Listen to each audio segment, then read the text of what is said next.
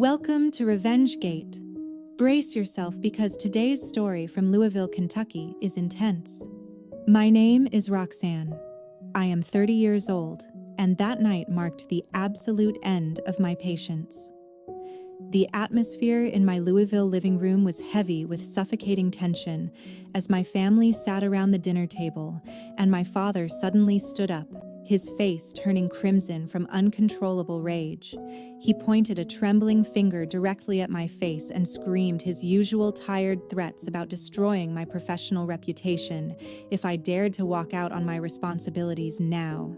Behind him, my older sister lounged comfortably on my velvet sofa, swirling a glass of my most expensive wine, with a smug grin plastered across her face, because she truly believed he would force me into submission once again. They expected me to apologize or beg for forgiveness like I always did in the past, but I simply looked straight into his furious eyes with a terrifying calmness that immediately unsettled him. He screamed at the top of his lungs, "If you don't take care of her, you will be fired." I smiled coldly before replying, "Tomorrow, I'm starting a new job in Los Angeles." "Good luck, Dad." I paused just long enough to see the confusion spread across their faces before delivering the final blow. "Oh, and I already sold this house."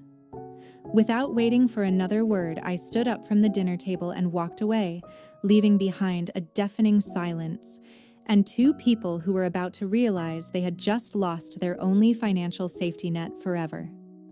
This is the story of how I escaped my toxic family and made them pay for their greed. Subscribe now to see how they face the consequences of their actions. Everything began unraveling 3 months ago when a phone call in the middle of the night completely upended my peaceful existence. I was sound asleep after a grueling week managing the marketing department for my father's furniture company when the shrill ringtone pierced through the silence. My hand fumbled in the dark to grab the device, seeing the caller ID flash the name I dreaded most, Jessica, my older sister. Before I could even mutter a sleepy hello, her hysterical sobbing filled my ear, not asking for permission, but demanding immediate rescue. She had just been unceremoniously kicked out of her marital home by her wealthy husband after their whirlwind romance imploded in less than 6 months due to her uncontrollable spending habits. She was standing on the curb with nothing but her bruised ego, stripped of the luxurious lifestyle she felt entitled to. "Roxanne, pick up. He threw me out just because I bought a few things." Jessica screamed into the phone, her voice thick with tears and entitlement. "You have to let me stay with you. I have nowhere else to go, and Dad said you have plenty of space." I immediately sat up in bed, my stomach churning at the thought of living with her.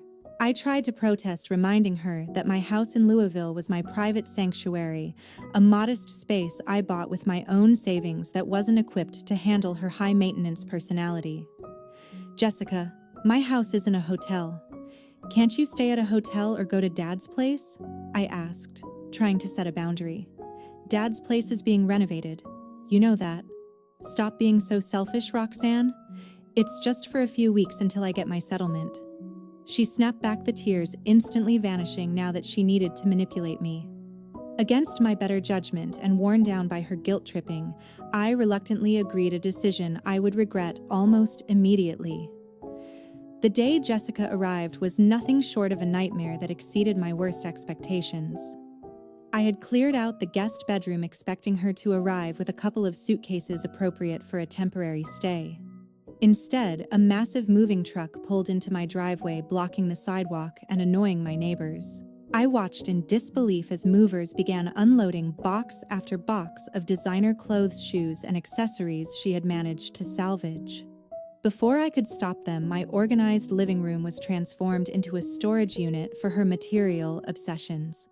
The entryway was barricaded by towers of shoeboxes, and my furniture was buried under mountains of coats that were completely impractical for our climate. When Jessica finally stepped out of her taxi, she didn't look like a woman in distress. She looked like a queen surveying a disappointing kingdom. She walked past me without a thank you, wrinkling her nose as she scanned the open-concept living area. "Is this it?" she asked, looking around with disdain. How do you even breathe in such a tiny box? I feel claustrophobic already." I bit my tongue and showed her to the guest room I had prepared. She took one look at the queen-sized bed and scoffed, crossing her arms over her chest. "I can't sleep in here, Roxanne.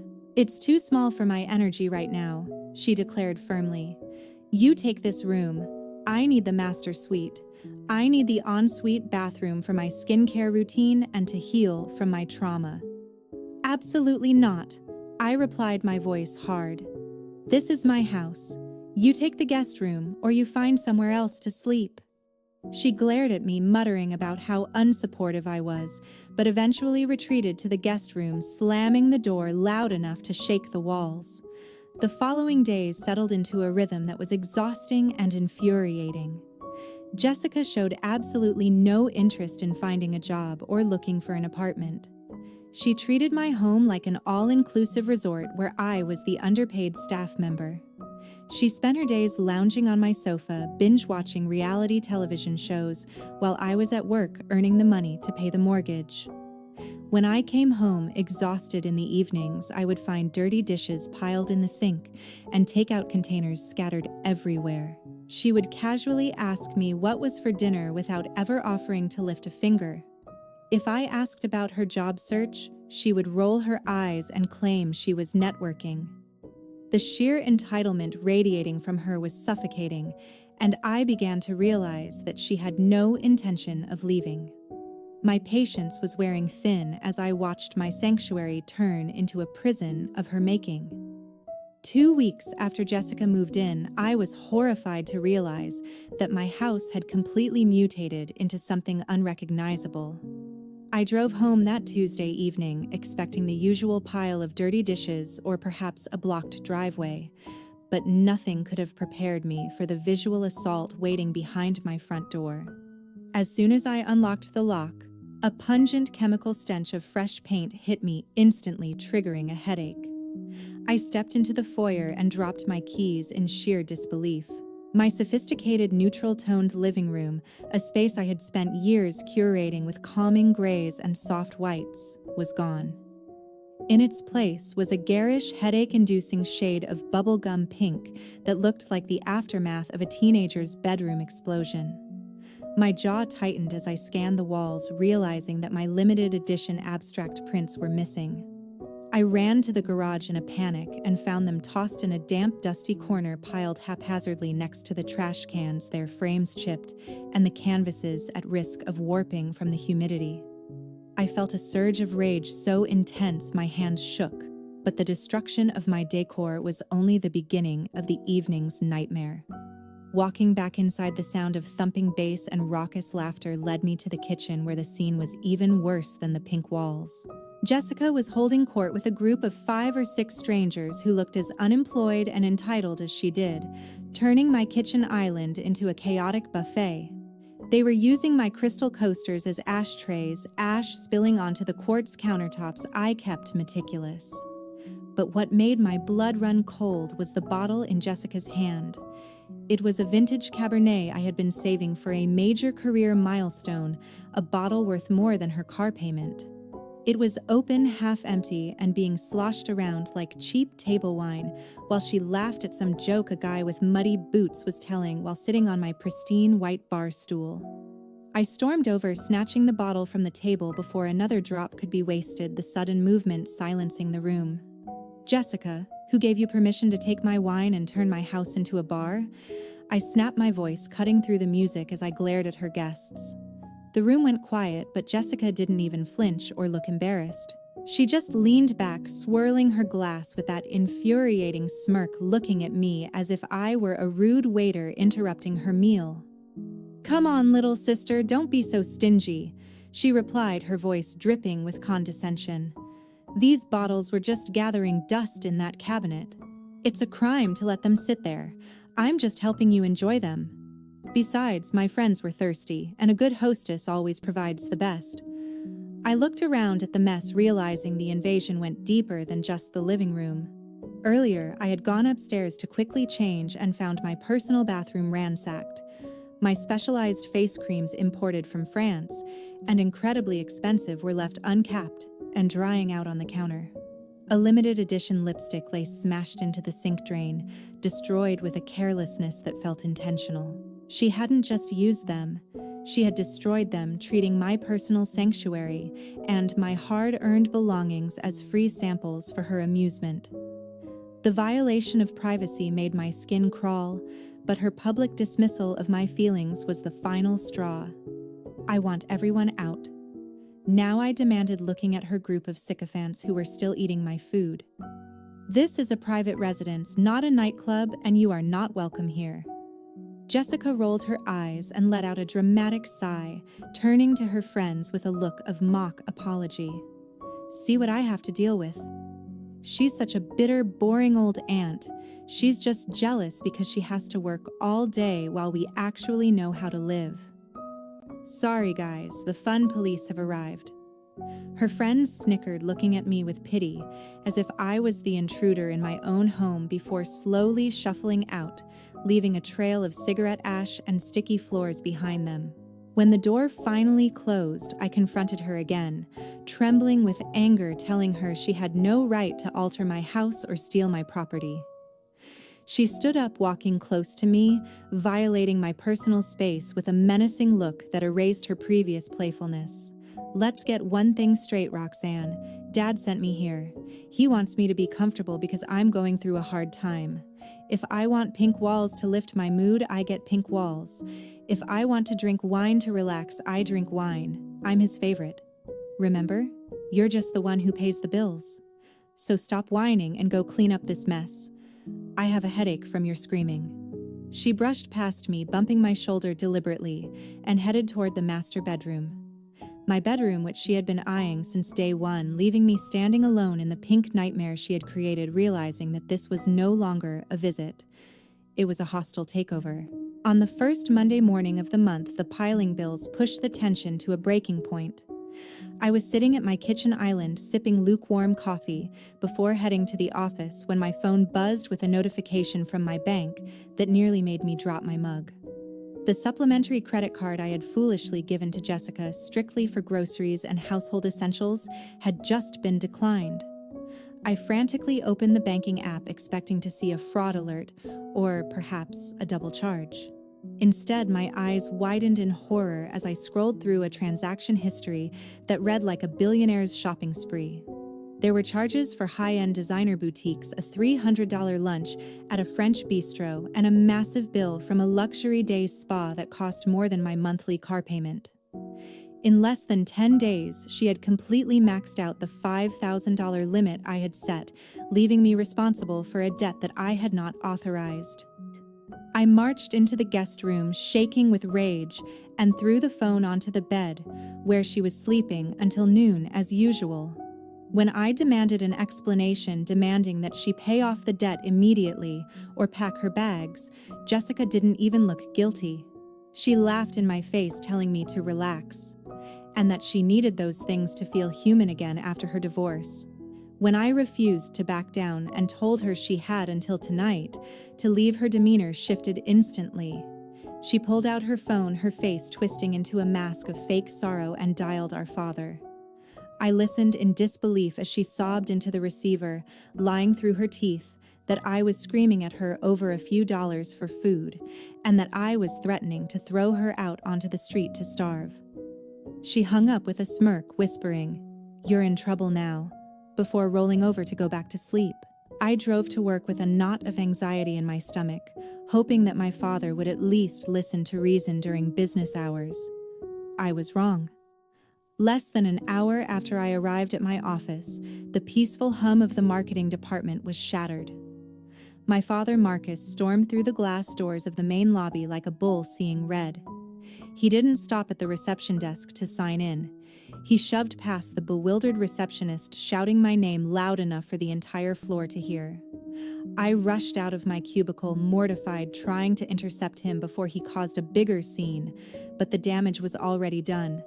Colleagues were peering over their monitors, whispering as my father grabbed me by the arm and practically dragged me toward the conference room.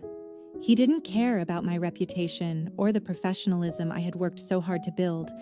To him, I was just a disobedient child who needed to be disciplined publicly.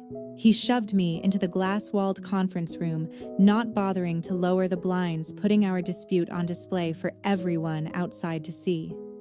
Before I could even open the banking app to show him the evidence of Jessica's theft, he slammed his fist onto the mahogany table, the sound echoing like a gunshot. He refused to look at the numbers. In his eyes, Jessica was the fragile victim who had lost everything, and I was the cruel, heartless sister kicking her while she was down. He ranted about family loyalty, accusing me of being petty and calculating over money when my sister's mental health was at stake. He ignored the fact that she was stealing from me.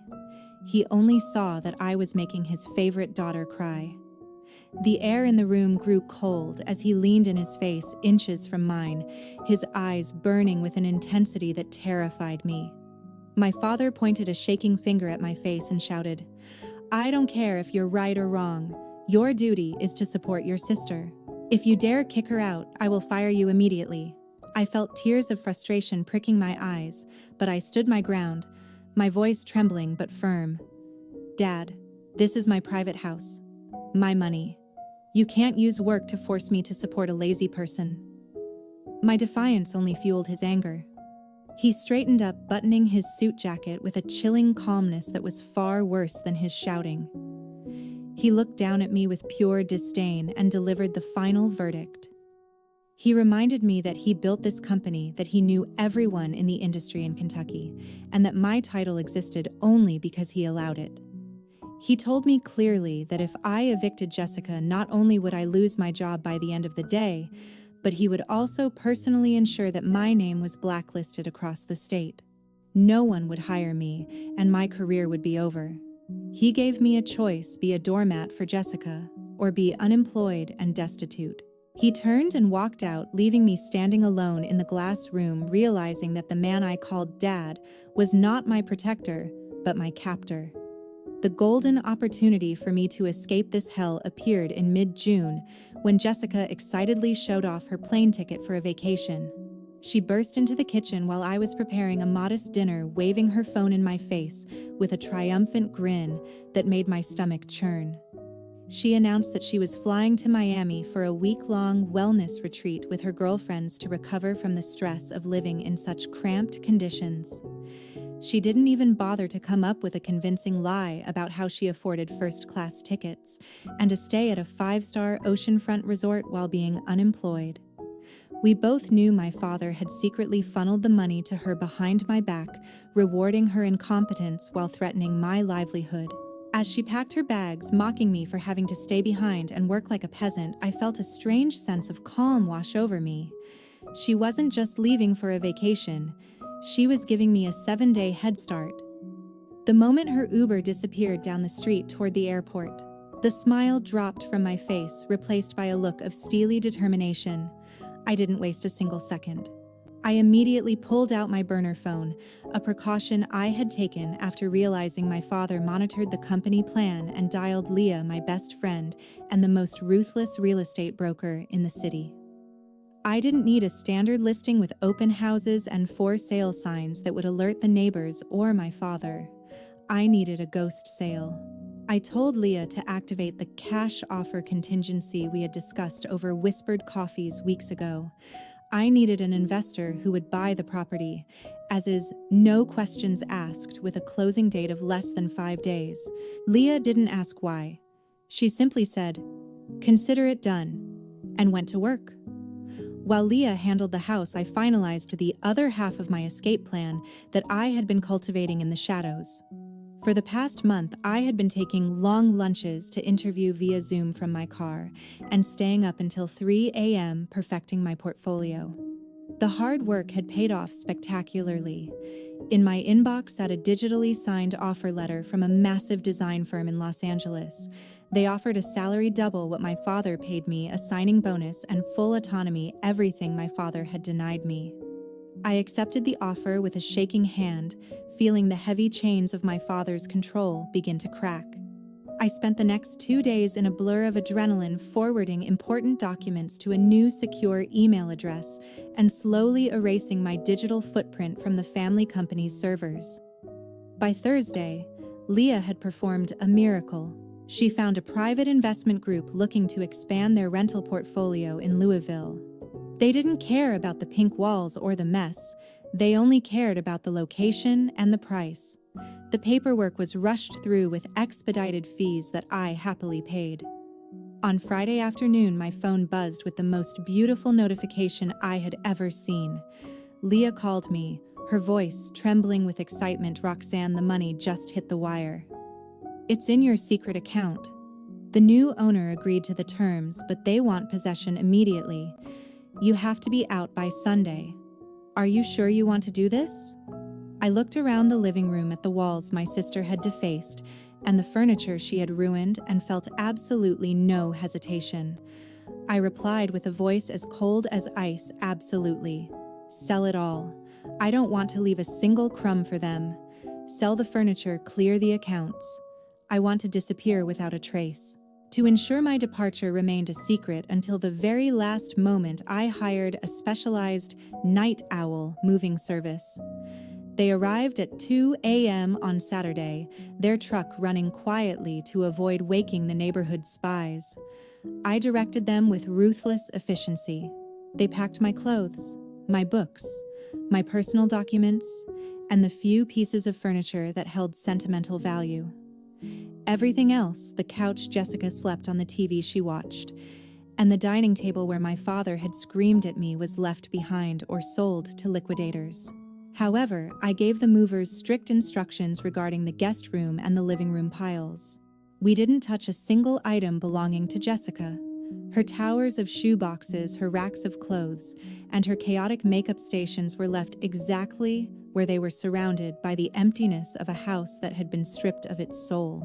By the time the sun began to rise on Sunday morning, the house was a hollow shell, echoing with the silence of my departure, ready for the final act of my revenge. At exactly 10 a.m. on Sunday, Jessica pulled her suitcase up the driveway with freshly tanned skin and a satisfied smile plastered across her face.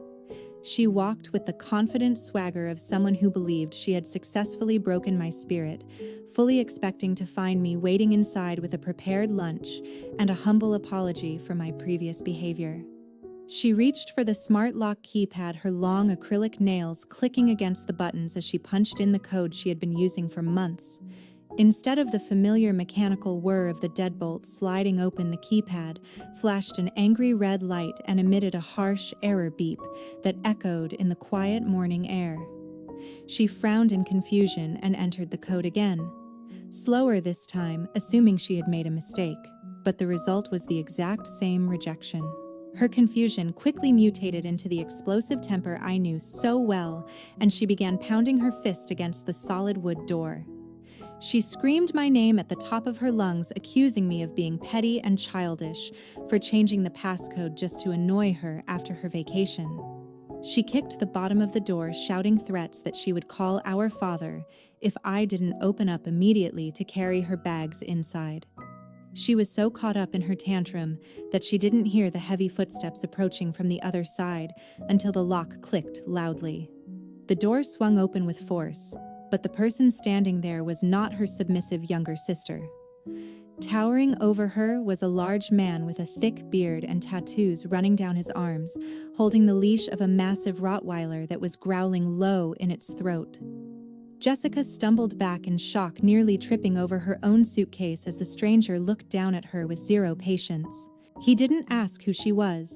He simply demanded to know why she was banging on his front door and disturbing his peace on a Sunday morning. Jessica stammered, trying to regain her composure, and demanded to know what he was doing in her sister's house. The man laughed a dry and humorless sound and informed her coldly that this property had been legally purchased by him the previous day.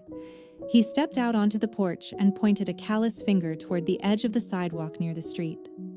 There, piled haphazardly like refuse, sat a mountain of black, heavy-duty trash bags baking in the summer heat. He explained that the previous owner had left some junk behind that he didn't want, so he had bagged it up for trash collection, but she was welcome to scavenge through it if she wanted her clothes back. Panic finally pierced through Jessica's narcissism as she realized her entire wardrobe was sitting in garbage bags on the curb.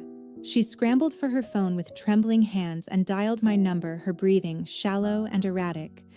Thousands of miles away, I was sitting on the balcony of my temporary corporate housing in Los Angeles, watching the sunlight glitter off the Pacific Ocean.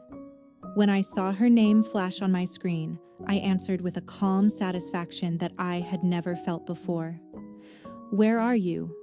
Why is there a strange man in your house?" Jessica screamed into the phone, her voice cracking with hysteria. "He says he lives here. You need to come back and fix this immediately." I took a slow sip of my coffee, savoring the moment before delivering the truth she wasn't ready to hear. "That is not my house anymore, Jessica. I sold it." I replied, my voice steady and devoid of emotion. "And I am not in Louisville anymore. I moved to Los Angeles yesterday. Good luck with your luggage." I hung up before she could scream again, blocking her number immediately after. Back in Louisville, Jessica stood frozen on the lawn, staring at the phone in disbelief before frantically dialing the only person she thought could save her. Our father, Marcus, arrived 20 minutes later, screeching his luxury sedan to a halt in front of the house, ready to fire me on the spot for this insolence. He stormed up to the new owner, puffing out his chest and demanding to see the deed, claiming that the sale was fraudulent because he hadn't authorized it. The new owner, unbothered by Marcus's bluster, simply went inside and returned with a copy of the closing documents. Marcus snatched the papers, his eyes scanning the lines desperately for a loophole, but as he read, the color drained from his face. The sale was perfectly legal, signed, notarized, and funded with a cash wire that was irreversible. He looked at the date, realizing that while he was busy threatening my job and demanding I serve Jessica, I had been finalizing the sale of the only asset that kept a roof over her head. He looked at the pile of trash bags on the curb, then at the closed door of the house that was no longer ours, and for the first time in his life, he realized he was completely powerless. 3 months have passed since the day I walked out that door, but news from Louisville still finds its way to my ears, mostly through Leah, who takes a grim satisfaction in updating me on the wreckage I left behind. While I was busy building a new life on the West Coast, the empire my father thought was invincible was crumbling into dust with terrifying speed. The furniture company, which Marcus had always claimed was built solely on his genius, turned out to be a hollow shell without my operational management. I had been the one nurturing client relationships, managing the supply chain, and overseeing the marketing campaigns that kept the revenue flowing. When I vanished, I took the passwords, the contacts, and the competence with me. Leah told me that within the first 6 weeks, 3 of their largest commercial clients canceled their contract, citing missed deadlines and unprofessional communication. My father, too arrogant to learn the systems I had built, tried to bully his way through meetings, only to find that clients don't respond to threats the way his children did. The business didn't just stumble. It plummeted off a cliff, bleeding money faster than he could print it. Meanwhile, Jessica proved to be the final nail in his financial coffin. After being evicted from my former house by the new owner, she had no choice but to move into our father's estate. Any rational person would have seen this as a wake-up call to find employment and contribute, but Jessica saw it as a return to her rightful throne. She treated our father's home exactly as she had treated mine, demanding organic grocery deliveries, blasting the air conditioning day and night, and continuing her online shopping addiction despite having zero income. She cried and manipulated him, claiming she was too depressed to work, and Marcus, desperate to maintain his image as the benevolent patriarch, drained his retirement savings to fund her lifestyle. He paid off the credit card debt she racked up on my account to avoid a lawsuit, but she simply opened new ones in his name.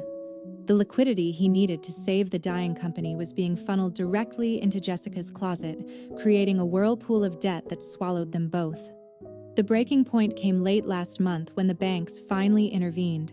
With the company's credit lines frozen and his personal savings depleted, Marcus faced a humiliation I know he never imagined: foreclosure. To pay off the massive accumulation of Jessica's debts and try to salvage the remaining scraps of the business, he was forced to sell his own home, the sprawling 4-bedroom colonial house that was the symbol of his status in Kentucky. Leah sent me the listing link. It was sold for under market value for a quick cash injection, echoing the exact move I had made 3 months prior. The irony was poetic. The man who threatened to destroy my career if I didn't provide housing for his favorite daughter had now lost his own housing because of her. The reality of their new life is a stark contrast to the luxury they felt entitled to. Leah learned through mutual acquaintances that they are now living in a cramped 2-bedroom apartment in a rundown complex on the outskirts of the city, a place with thin walls, peeling paint, and a lingering smell of dampness. The dynamic between them has shifted from codependency to toxic resentment. Neighbors have reportedly complained about the screaming matches echoing from their unit late at night. Jessica blames our father for losing everything and failing to provide for her, while Marcus screams at her for being a parasite who bled him dry. They are trapped together in a prison of their own, making miserable and hating each other, yet unable to separate because neither has the means to survive alone. It was in the middle of a strategy meeting at my new job that my phone buzzed with a notification from the blocked messages folder. My father had been trying to call me for weeks, but I had directed all legal communication through Leah. However, one voicemail managed to slip through the cracks of my service provider. I stepped out onto the balcony of my office, looking out at the palm trees, and decided to listen to it just once to confirm that I had made the right choice. The voice that played was unrecognizable, cracked, desperate, and stripped of all its former arrogance. "Roxanne, it's Dad. Listen, I was wrong." His voice trembled, breaking with a sob that sounded pathetic rather than sad. "The company is going under. I don't know the login for the vendor portal. Please, you have to come back. I'll make you a partner. I'll even kick Jessica out if that's what you want. Just come back and fix this." I listened to the message until the very end, feeling absolutely nothing but a cold confirmation of who he really was. He wasn't sorry for how he treated me. He was sorry that he was losing money. He was willing to throw his beloved Jessica onto the street the moment she became a liability, just as he had tried to throw me away when I refused to be a servant. I didn't reply. I didn't feel a surge of pity or a desire to gloat.